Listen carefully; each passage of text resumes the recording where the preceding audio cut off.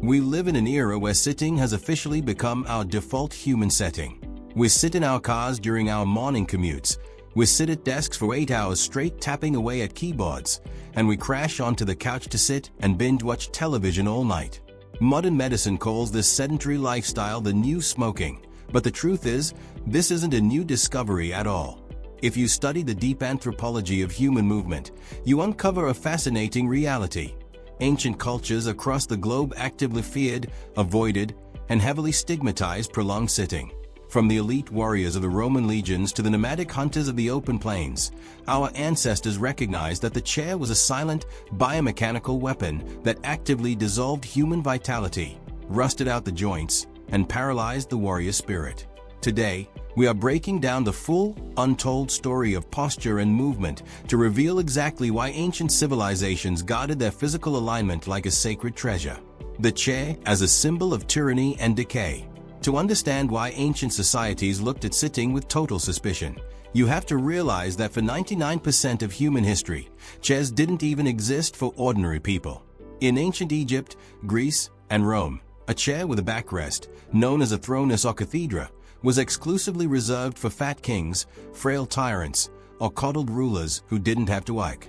For a free citizen or an elite warrior, sitting down in a chair was viewed as an embarrassing sign of physical decay, weakness, and moral laziness.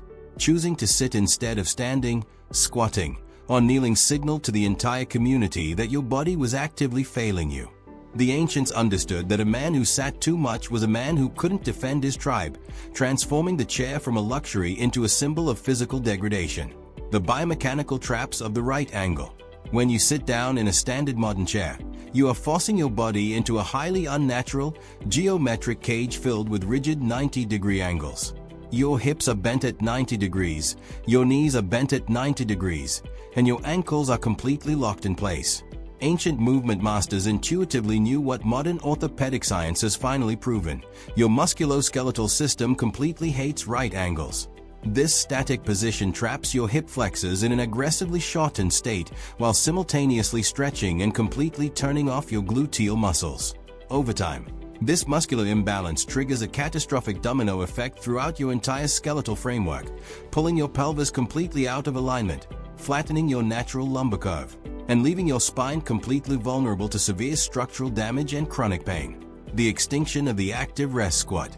If our ancestors didn't sit in chairs, how on earth did they rest without collapsing from sheer exhaustion? The answer lies in a forgotten, foundational human movement pattern, the active rest squat.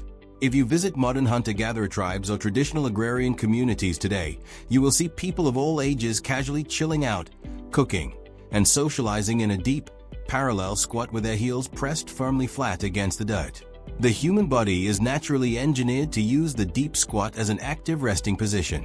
Squatting completely unloads the lower spine, stretches out the tight tissues of the calves and ankles, and keeps the hip sockets incredibly mobile and lubricated.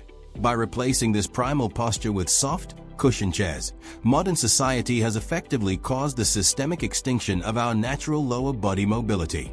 The ground posture traditions of Japan and India. Across ancient Asia, particularly in traditional Japan and India, cultures intentionally designed their entire domestic architecture around the profound philosophy of ground-based living. Houses were built with minimal, low-profile furniture, forcing people to sit directly on woven tatami mats or smooth floors, using highly active postures like Caesar or cross-legged sukhasana. When you sit directly on the ground, your core muscles, spinal erectors, and hip stabilizers are legally required to stay continuously active just to keep your torso upright. Furthermore, getting up from the floor 50 times a day serves as a brilliant, built-in lower body strength and longevity workout. These ancient ground posture traditions preserved immaculate joint health well into old age, ensuring that their people never fell victim to the stiff, frozen hips that plague modern chair-bound societies. The Roman legionary rucking posture. The terrifying military machine of the Roman Empire didn't conquer the entire Mediterranean basin by lounging around on soft, comfortable cushions.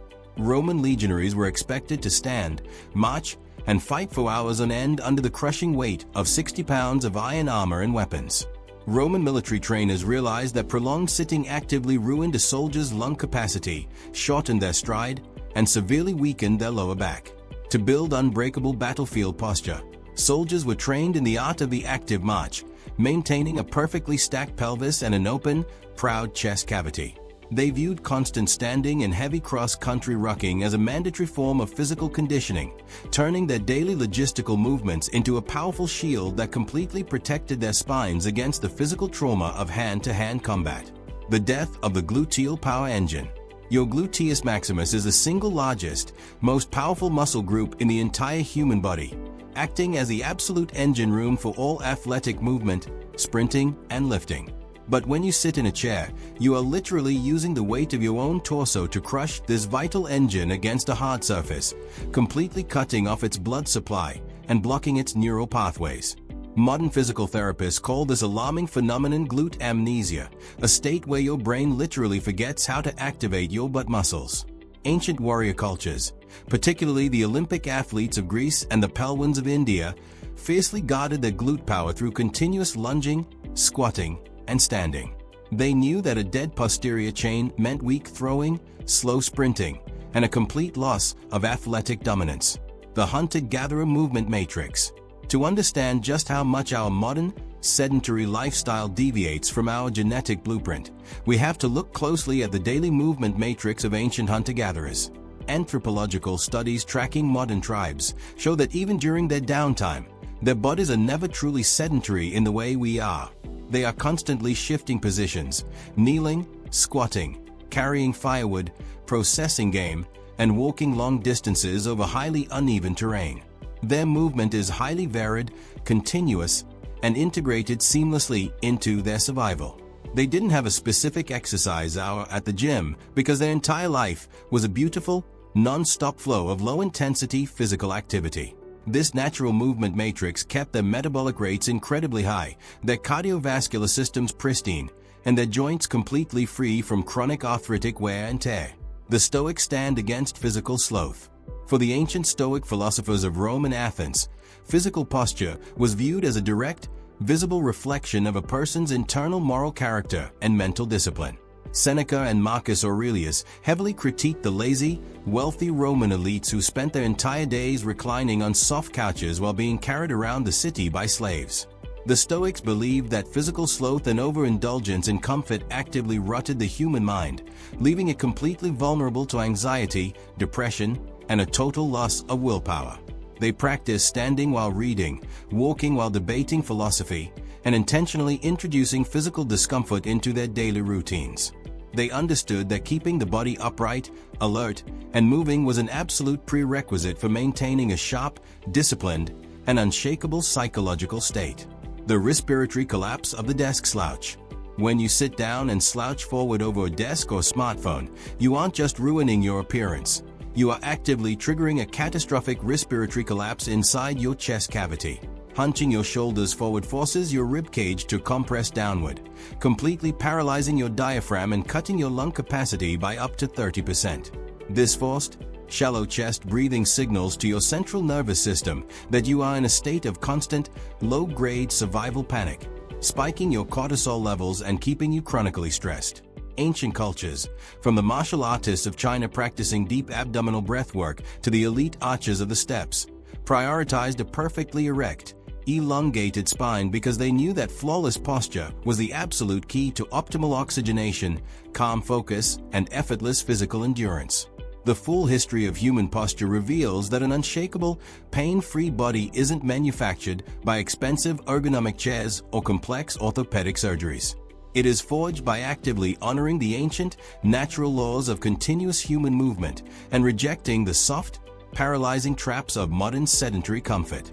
Our ancestors stood tall, squatted deep, and conquered entire worlds because their physical alignment was their ultimate shield, and it is time for us to finally stand up and claim that exact same power.